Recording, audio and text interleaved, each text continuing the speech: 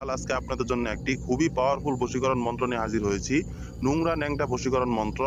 এই মন্ত্রটির মাধ্যমে আপনারা আপনাদের পছন্দের যে নারী আছে, যাকে আপনারা খুবই পছন্দ করেন, যাকে আপনারা মনে প্রাণে চান, যাকে আপনারা বিয়ে করতে চান বা যার সাথে আপনারা একটিবার মাত্র মিলামেশা করতে চান, তাকে আপনারা এই মন্ত্রটির মাধ্যমে বশ করতে পারবেন 100% গ্যারান্টি সহকারে, 100% সফলভাবে।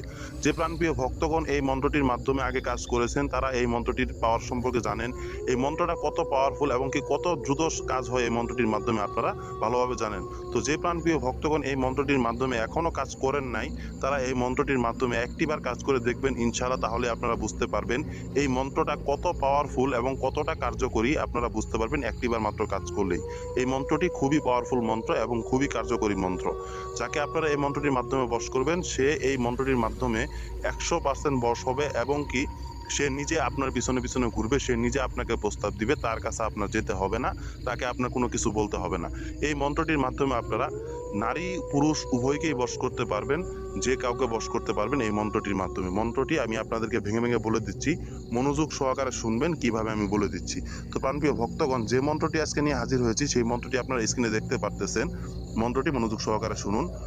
ওম নমো দেবদেবায় প্রাদ্রি রূপায় অমুকস্য আকর্ষণায় মোরে দেনু কুন্দানম সাহা। এই যে মন্ত্রটি আমি বললাম, এই মন্ত্রটি আপনাদের মুখস্থ করতে হবে। তবে অমুকস্য যে জায়গাটা আছে, এই স্থানে আপনি যাকে বশ করতে চাচ্ছেন তার নাম উল্লেখ করতে হবে। উল্লেখ করে আপনারা এই মন্ত্রটি সুন্দর করে মুখস্থ করে নেবেন।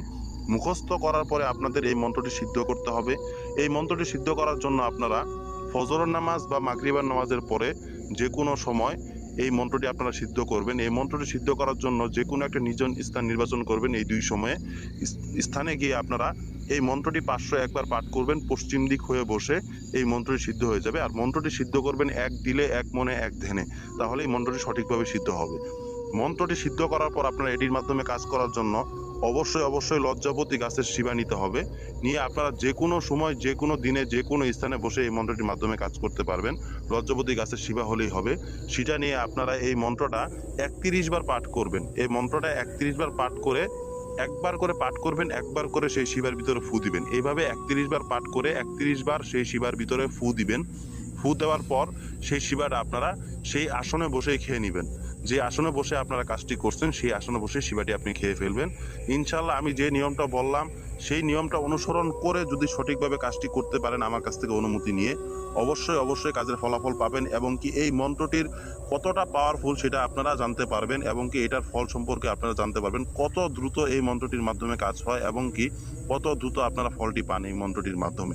তো প্রাণপ্রিয় ভক্তগণ, কাজটি করার আগে অবশ্যই আমার কাছ থেকে অনুমতি নেবেন। স্ক্রিনে আমার নাম্বার দেওয়া আছে।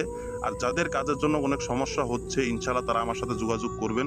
যে কোনো প্রয়োজনে আমার সাথে যোগাযোগ করবেন। স্ক্রিনে আমার নাম্বার দেওয়া আছে। ইনশাল্লাহ আমার কাছে সকল সমস্যার সমাধান পাবেন। তো প্রাণপ্রিয় ভক্তগণ, সকলে ভালো থাকবেন। আসসালামু আলাইকুম।